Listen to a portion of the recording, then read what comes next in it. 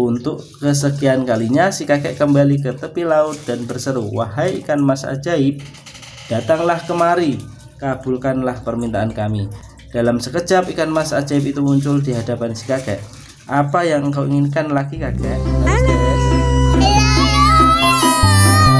Jangan lupa subscribe, like, dan komen.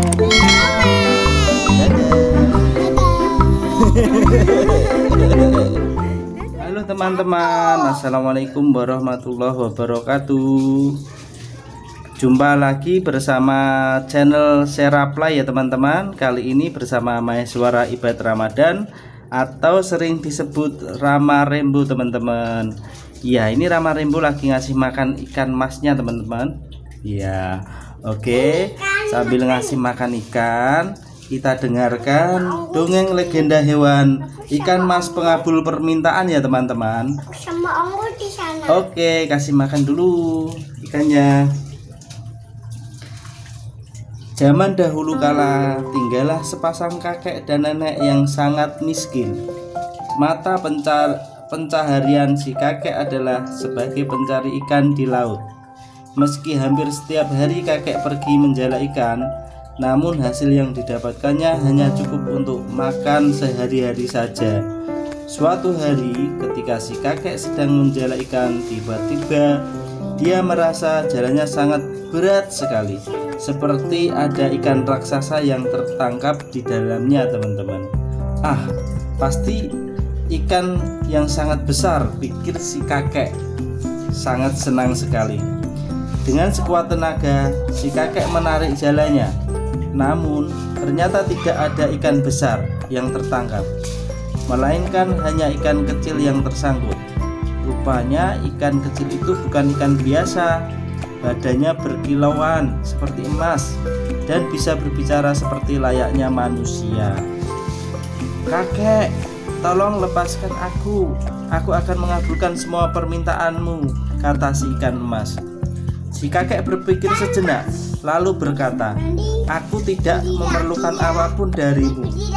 Aku akan melepaskanmu, pergilah." Kakek melepaskan ikan emas itu kembali ke laut. Lalu dia pun kembali pulang. Sesampainya di rumah, nenek menanyakan hasil tangkapan si kakek. "Hari itu aku hanya mendapatkan 1 ekor ikan emas, dan itu pun sudah aku lepas kembali. Aku yakin itu adalah ikan ajaib karena dia bisa berbicara. Katanya dia akan memberiku imbalan jika mau melepaskannya," cerita si kakek. "Lalu apa yang kau minta?" tanya si nenek. "Tidak ada." "Oh, alangkah bodohnya," seru nenek. "Setidaknya kau bisa meminta roti untuk kita makan.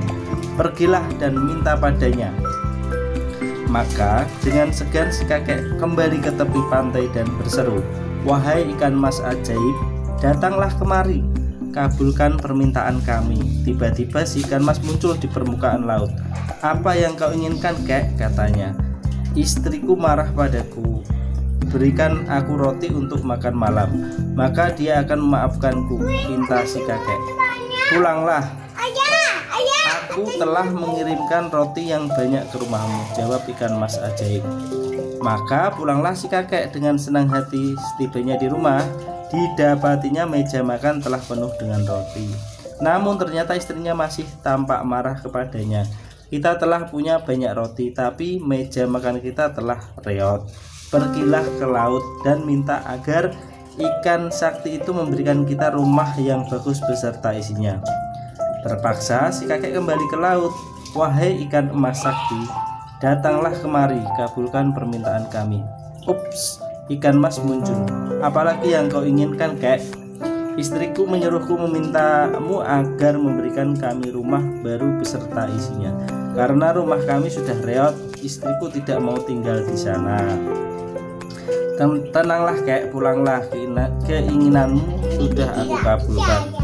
Kakek pun pulang. Sesampainya di rumah, dilihatnya bahwa rumahnya telah berubah menjadi baru. Rumah yang indah terbuat dari kayu yang kuat. Dan di depan pintu rumah itu, nenek sedang menunggunya dengan wajah tampak lebih marah dari sebelumnya. "Dasar kakek bodoh, Jangan kira aku merasa puas hanya dengan membuatku rumah baru ini.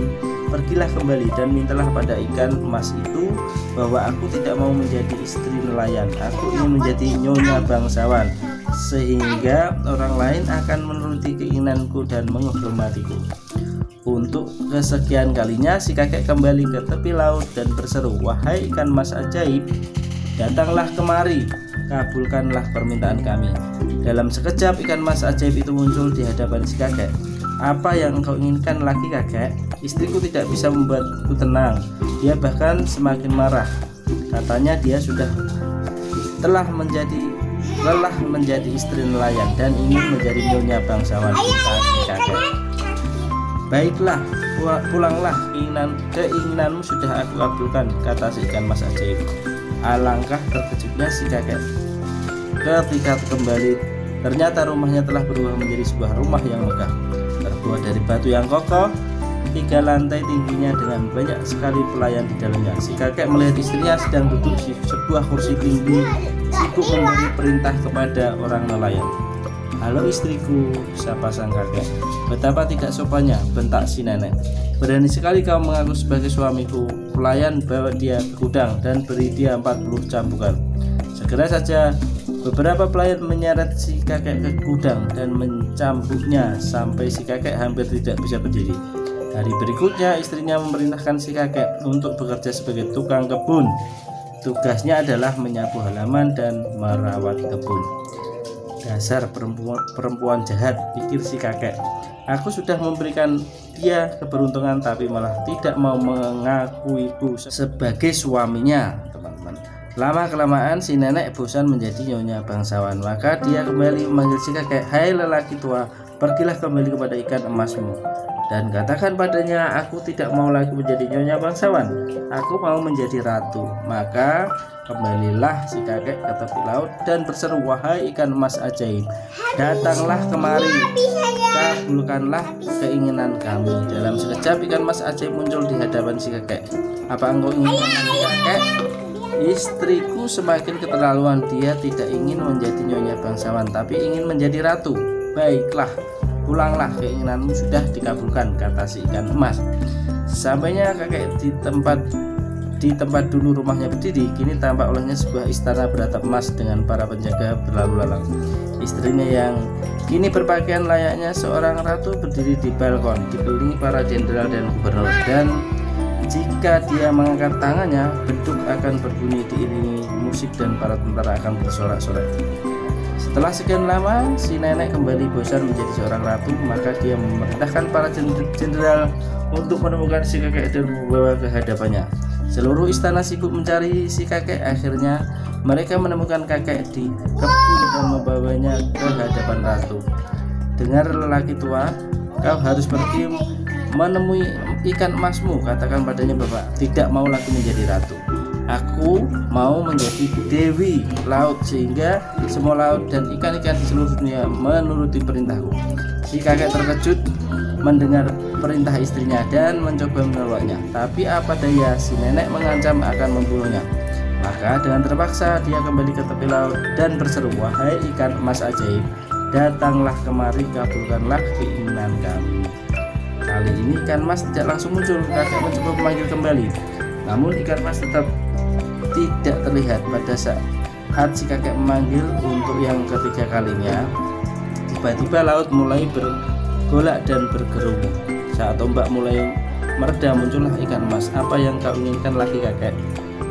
"Istriku telah benar-benar menjadi gila," kata si kakek. "Dia tidak mau lagi menjadi ratu tetapi ingin menjadi dewi laut yang bisa mengatur lautan dan memerintahkan semua ikan." Si ikan emas terdiam dan tanpa mengatakan apapun dia kembali menghilang ke dalam laut. Si kakek pun kembali pulang. Dia hampir tidak percaya pada penglihatan ketika menyadari bahwa istana yang megah dan semua isinya telah hilang. Kini di tempat itu berdiri sebuah gubuk reot yang dulu pernah ditinggali, dan di dalamnya duduklah si nenek dengan pakaiannya yang compang-camping. Mereka kembali hidup seperti dulu. Kakek kembali menjadi nelayan dengan penghasilan yang pas-pasan. Pesan moral dari dongeng legenda hewan ikan mas pengabul permintaan adalah Nanti kayaknya nangis. satu, kita hendaknya jangan serakah dan tidak melupakan masa lalu atau pesan untuk si nenek. Kedua, kita harus berani mengambil sikap menegakkan kebenaran atau pesan untuk si kakek. Iya, itulah tadi teman-teman dongeng dari ikan mas ya teman-teman. Nah, dongeng legenda hewan ikan mas pengabul permintaan. Oke, Rama? Mau main ikan. Oh iya, itu ikan masnya udah dikasih makan sama Rama ya. Oh, baik teman-teman, cukup sekian dulu video dari kami. Jangan lupa apabila teman-teman suka dengan video ini, silahkan dukung channel ini dengan cara klik subscribe, like, dan share ya teman-teman. Oke, sampai jumpa di video saya selanjutnya. Wassalamualaikum warahmatullahi wabarakatuh.